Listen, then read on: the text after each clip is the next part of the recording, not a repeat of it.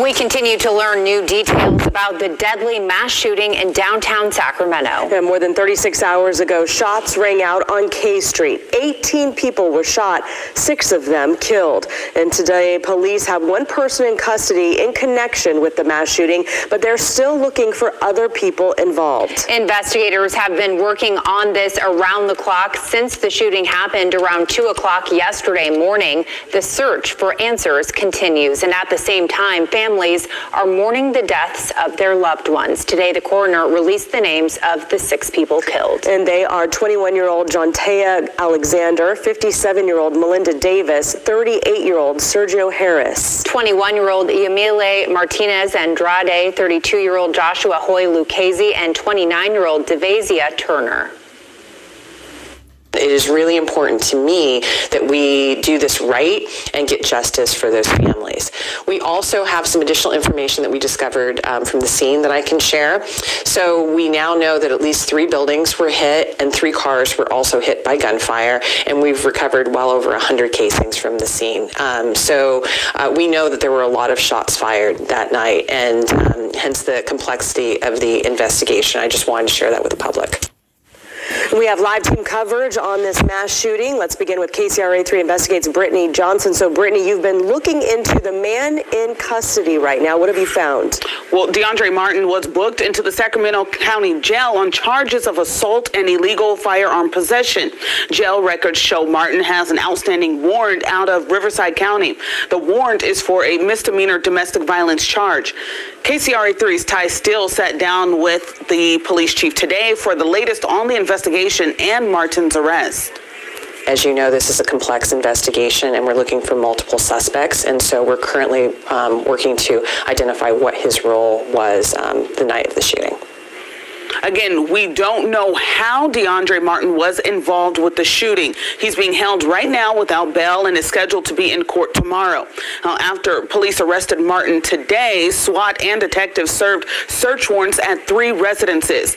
They recovered at least 1 handgun. Reporting live in the newsroom, Brittany Johnson, KCRA 3 News. Brittany, thank you for the latest information. 3 men and 3 women were killed in the mass shooting, and we now know the names of all 6 people, their ages ranging from 21 to 57. We have spoken to some of the families of the 6 killed. Aaron Heft joins us live now. And Aaron, you spoke to the father of 21-year-old Jontea Alexander. What did he have to say? Yeah, Jontea Alexander's dad describes her as loving and full of joy and full of spirit and life. She was just down here down K Street over the weekend to pick up her sister from a club when she was shot and killed.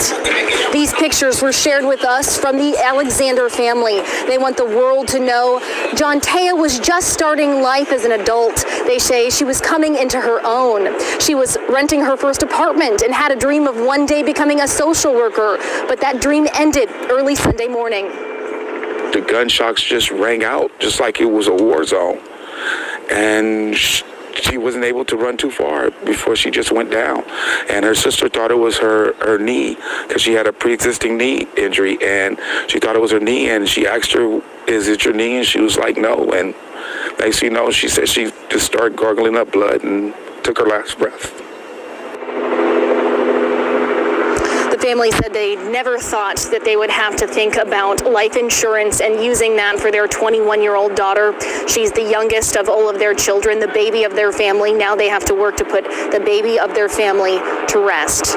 We'll have more information coming up at 5 from the Alexander family, but until then, in Sacramento, Aaron Heft, KCRA 3 News. The more we learn about these victims, just the more heartbreaking it gets, really. Aaron, thank you so much. And another person who was killed is 32-year-old Joshua Hoy Lucchese. KCRA 3's Maricela de la Cruz spoke with his mother. Maricela? Yeah, Joshua Hoy lived here in Sacramento. He was also another person who died in this shooting. Now, earlier today, we were at his mother's house in Tahoe Park, and she was telling us some of the details about it, the way that she found out about her son's death. Now, she says she was contacted at around 2:45 a.m. Sunday by his son's girlfriend. She was the one who notified him about his death, and then she says she later confirmed that information at the Sacramento City Hall. We know that that place has been established as an information center for families of those victims. Now, she says she still hasn't been able to make it out here to the scene of the shooting. Let's go ahead and listen to what she had to say. I want the person that did this to know you will be caught. You will get caught for what you've done to my son and those 5 other people, or 18 people, period. And she says that they are still planning those funeral arrangements. They already have an idea of where they want his viewing to be held and where she thinks that she will lay his body to rest. Now, he leaves behind 6 children, 5 girls, 1 boy, all under the age of 9. Live in Sacramento, Marisela de la Cruz, KCRA 3 News. Marisela, thank you. There is now an assistance center at Cal Expo this week to support any families affected by the shooting. That will be from 8:30 in the morning to 5 in the evening every day until Friday, but that may change. You are asked to use the Lot D entrance. The center will be staffed by victim witness advocates and the American Red Cross emotional support team. And tonight, the community will come together for a vigil to remember the 6 people killed and the 12 people injured. A few hours ago, I spoke one-on-one with Sacramento Mayor Darrell Steinberg about the rise in gun violence. There is an uptick in crime and in violent crime. It's not unique to Sacramento. And yes, people should be concerned. We're all concerned. The question is, what do we do about it? Well, I'm against any notion of defunding the police. I think the police play a very, very important role in protecting our community, but they can't do it alone. It has to be a real partnership.